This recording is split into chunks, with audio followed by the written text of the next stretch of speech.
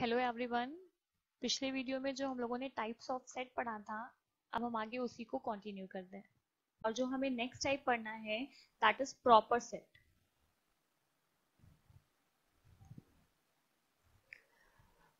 Proper set के लिए हमें कंडीशन दी गई है। फॉर एग्जांपल मैंने मान लिया मेरे पास दो सेट है, पहला सेट ए दिया गया है और दूसरा सेट हमें बी दिया गया है।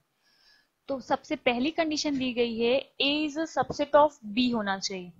दैट मीन्स जो भी आपका पहला सेट है ए, वो दूसरे सेट का क्या होना चाहिए, सबसेट होना चाहिए, जो हम लोगों ने प्रीवियस वीडियो में सबसेट में पढ़ा भी था।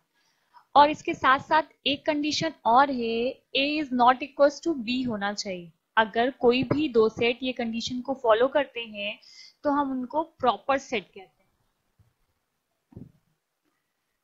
प्रॉपर सेट को डिनोट करने के लिए हम यूज करते हैं ए, यहाँ पे एक सिंबल यूज करते हैं और ये that is proper set. Proper set और सबसेट में बहुत माइनर सा डिफरेंस होता है। यहाँ पे हमने नीचे एक लाइन खींची हुई थी और जो प्रॉपर सेट में वो लाइन हट जाती है। फॉर एग्जाम्पल मैंने पहला सेट ए लिया हुआ है जिसकी वैल्यू है 1 2 3।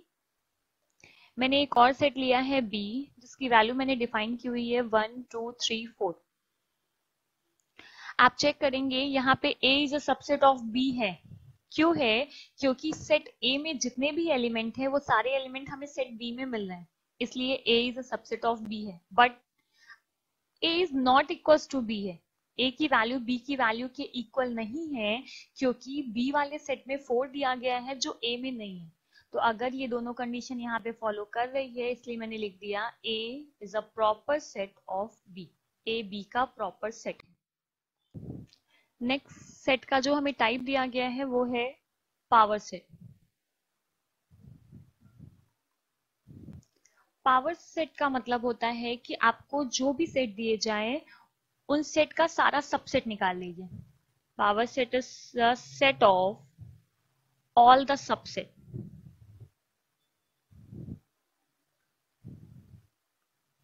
अगर कोई सेट हमें ए दिया गया है तो इसका पावर सेट हम पी ऑफ ए से डिनोट करते हैं। ठीक है, आप पिछली वीडियो में जाके सबसेट को पढ़ लीजिएगा, वहां पे सबसेट पूरी अच्छी तरह से डिफाइन किया गया है।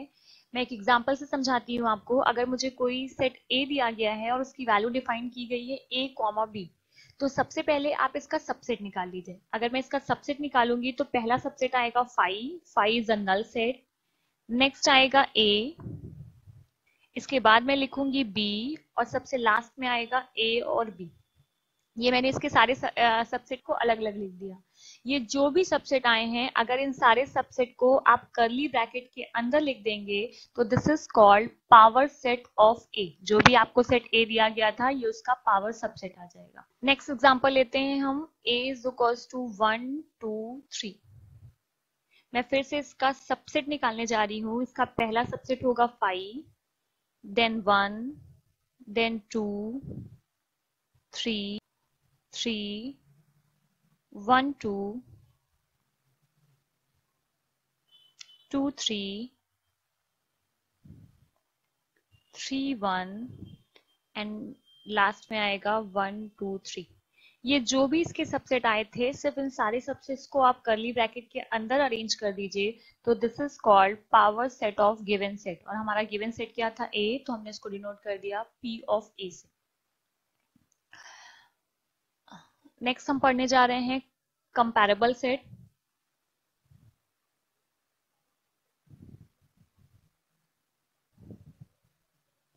अगर आपको कोई भी दो सेट दिया जाए, मैंने पहला सेट अब की बार x ले लिया और दूसरा क्या लिया y, आपको चेक करना है कि हम x और y को कंपेयर कर सकते हैं कि नहीं।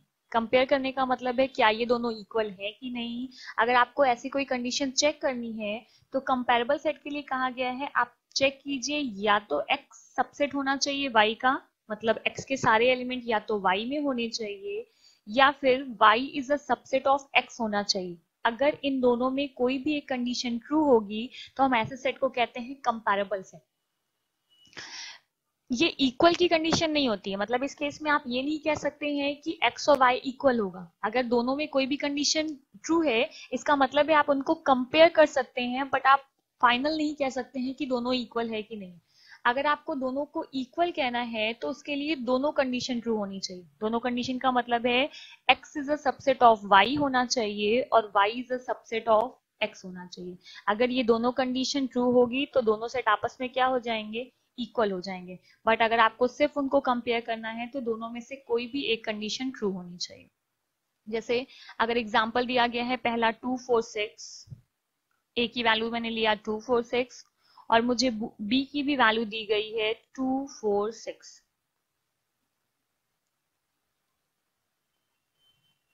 और मुझे बी की भी वैल्यू दी गई है 2 4 6। आप यहाँ पे चेक कर सकते हैं ए में जितने भी एलिमेंट हैं वो सारे एलिमेंट बी में दिए गए हैं, that means A is a subset of B है। एंड बी में जितने भी एलिमेंट हैं वो सब ए में दिए गए हैं, मतलब B is a subset of A है। और आप चेक करेंगे जो दोनों सेट हमें दिया गया है वो दोनों आपस में क्या है, इक्वल भी है। तो ये इक्वल की कंडीशन होती है, बट कंपैरेबल के लिए दोनों में एक कंडीशन ट्रू होगी तो हम उनको कंपेयर कर सकते हैं। सबसे लास्ट टाइप का सेट है universal set.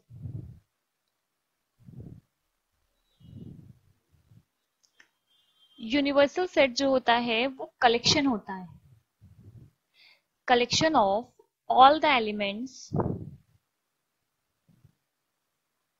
Of given set.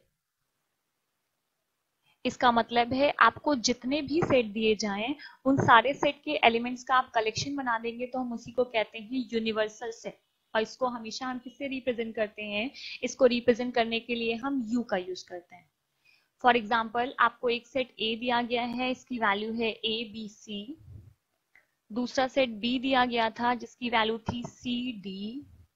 और नेक्स्ट सेट सी दिया गया था, इसकी वैल्यू डिफाइन की गई है ई और एफ।